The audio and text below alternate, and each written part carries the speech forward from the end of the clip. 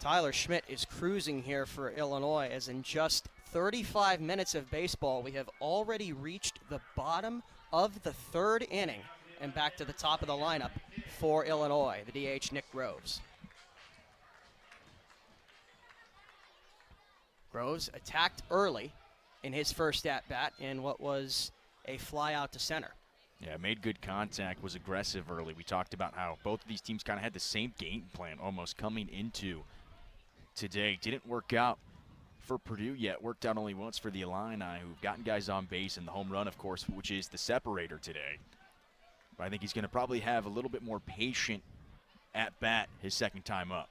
It's interesting when you think about it. The only difference in this game has been the fact that Colin Jennings was able to recover that home run over the wall, what would have been a home run in the first, off the bat of Logan Sutter.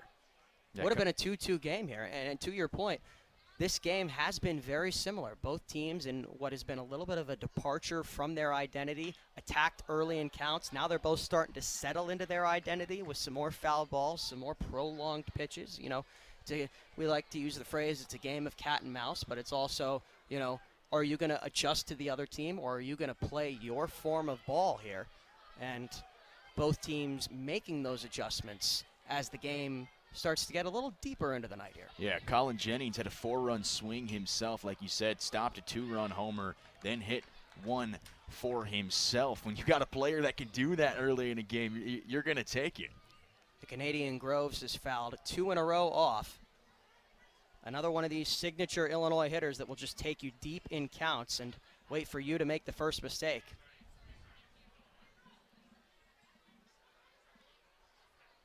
Now the pitch a bit more inside, and he misses low. And this is where Dorn has struggled, these long at-bats. You talked about his location, not the best that it could be. And this is where you can get him as a hitter. You can force him to be a little bit more patient. That's why I didn't love them swinging early in the counts in the first couple of innings. But now you can see Groves fighting to stay in it and keep it alive. I like the switching mentality from the Illini. So he went outside 2 in a row. Then he goes with a curve in.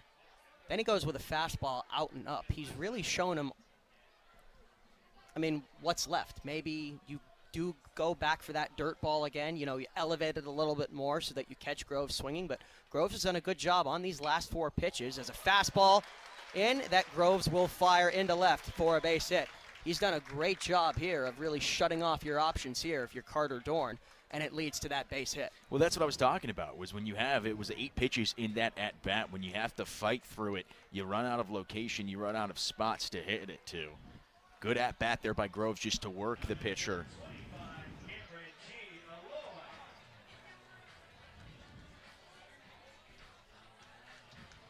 Groves is 12 for 15 on the year in grabbing bags. Chialoy right behind him, 9 for 10. You have your top 2 base grabbers back-to-back in the lineup here if you're Illinois. Purdue certainly knows that as the check to first on Groves. Here's the thing to keep an eye on, too. I'm not sure they'll send him, because if Chialoy's able to get on base, they got a guy in first and second. Illinois executes the double steal better than any other team in the Big Ten. They're, like I said, they're not really known for their base running. Chialoy will golf one into right center field, moving towards the gap, and making the catch there is Brandon Rogers. And a good piece of swinging. I think there might have been a drop, is what some Illinois fans are saying. That's what the clamoring is for sure. Maybe on the transfer? It looked like a clean catch to me.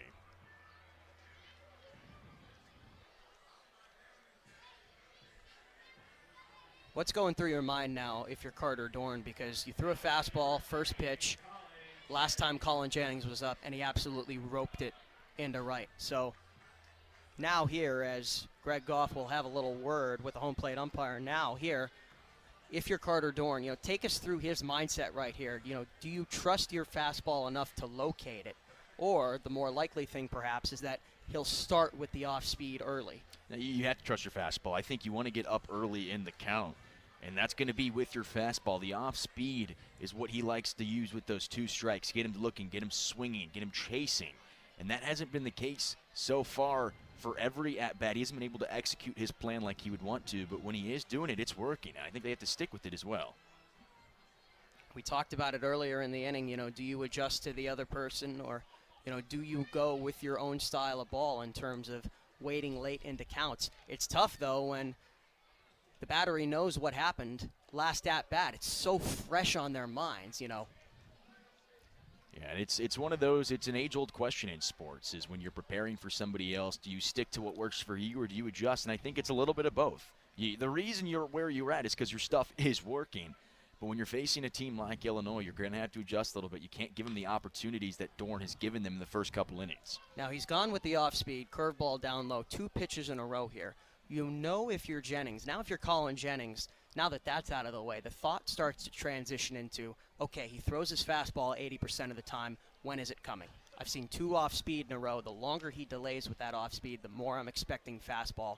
It's a 1-1 count here, so now how long is it until Carter Dorn pulls out that heater? And can he locate it, or will we have a repeat at the bottom of the first? Jennings tries for the ladder and sends it into the right center gap. That will drop. Groves rounding second. He is on his horse to third, and they are sending him. Here is the throw at the, check that, no throw at the plate, and Nick Groves scores. Good piece of hitting. He's having himself a day. Confidence as high as ever, and Groves showing off the wheels.